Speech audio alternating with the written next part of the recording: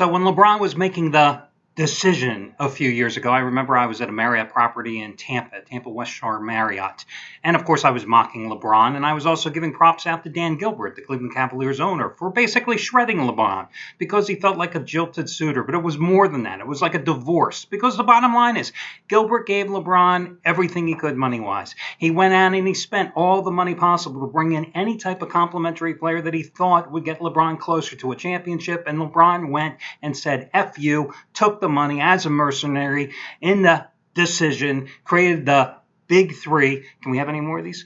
And went to Miami. So today, as I mentioned a few days ago, LeBron made one of the only two choices he could possibly make.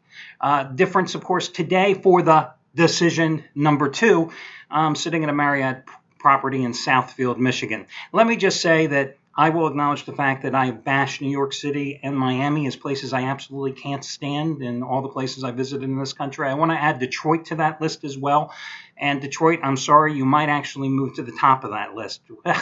Even though I'm in the suburbs, there ain't nothing I like so far about this part of Michigan. Nothing at all.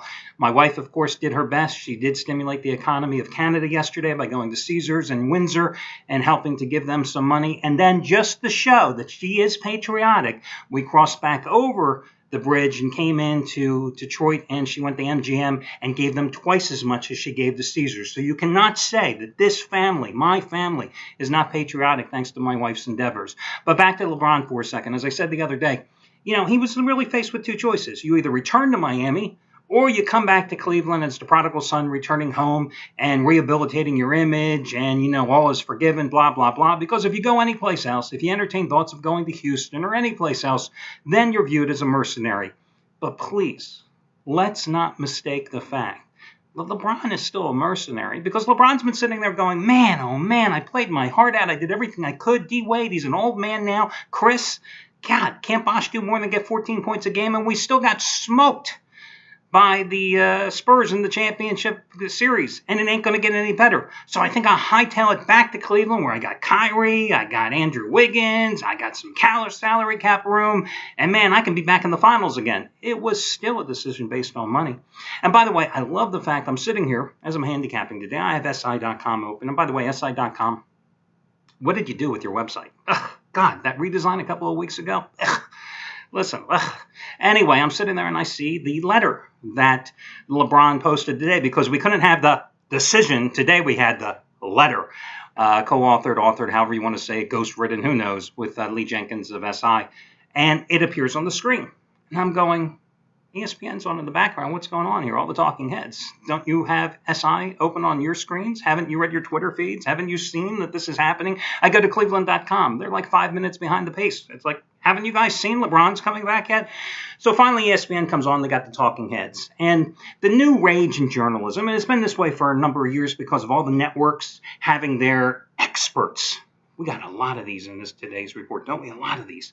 Anyway, they've got their experts, and today, of course, it's Broussard of ESPN, whose voice, by the way, is right up there with Jalen Rose, as guys that absolutely annoy me, and it's like that fingernail going against chalkboards nonstop. So they're all talking about the SI article. And then the host, and I can't think of the guy, Jay, maybe was it Jay something? I don't know. He turns to Broussard and said, and you can confirm. Yes, I can confirm it. And he's got his phone there. I can confirm it. What are you confirming? LeBron said it. First person, ghost-written, written with assistance. It's on SI. It's in his own words. It's his quotes. He said he's going back to Cleveland.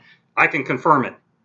What are you confirming? But see, that's how journalism has changed in the past, I want to say 5 to 10 years, with all the networks having their own, contributors, their own experts, because you can't be beaten. In the old days, when you had a story break, whether it was news or sports, what you used to do as a journalist, first you used to try to always give it a local angle. If it was a national story, you used to give it a local angle. Or if somebody beat you with a story, you used to get your own expert and give the story a second spin, a different look. So what you come out with is not what the guy that beat you had. You have a different angle to it. But nowadays, it's like, I can confirm. What? Again, what are you confirming? It's in LeBron's own words. I could have confirmed. I should have just done my video and come on immediately after I saw the SI thing and say, Al DeMarco has confirmed that LeBron James is going back, and I was second in the world with that information. But anyway, I digress. Next thing I want to talk about, I want to apologize to Clayton Kershaw for ending his scoreless innings streak last night because I rode the Dodgers last night on the run line. I also want to apologize to Scott Delaney because he had the second biggest play of his career yesterday, 150 dime play on the Dodgers on the run line. And I want to apologize because not that he lost the game, but because I, unbeknownst to him, also came with the Dodgers last night on the run line. And without a doubt, it's because of me that I jinxed Kershaw. I jinxed the Dodgers, who despite 9 hits, despite holding the Padres to 3 hits, despite seeing the Padres commit 3 errors, one of which led to the run, only managed to squeak out the 2-1 win and cost us both the victory. And it's all my fault. I acknowledge that. So we move forward to today. I've got 2 free selections coming your way in just a moment. Today, Gabriel DuPont, second biggest play ever of his career. Yeah, you heard me say this a couple of days ago where he's doing it again. 150 dime dog shocker. Wednesday, you got his 150 dime winner, his AL Game of the Year with the Yankees over Cleveland. You got it for just $34 after saving $75 with a coupon. And guys, the same thing goes today. Get it now. Gabe75 is the coupon code, G-A-B-E, and the number 75. It's even bigger than Thursday's 60-dime winner that you got as the 777 triple play. Is AL West total of the year and the Angels Rangers over. Speaking of the 777 triple play, how about Jeff Benton? Winning day number 11 out of 14. 50-dime winner number 3 in a row the past 3 days. Is AL total of the year part number 2. Angels, Rangers, over, under. Last night, you got the Nats, O's, under. Wednesday, you got the Yankees, Indians, over. They were both $5 play of the day selections. Today, the coupon code, the 777 triple play, is Jeff777. And finally, Brad Wilton, winning day number 7 out of 8 for a guy who, let me just check, has made $10 bettors, $10,980 since last July in all sports. Not too shabby. He's kind of been on a good run.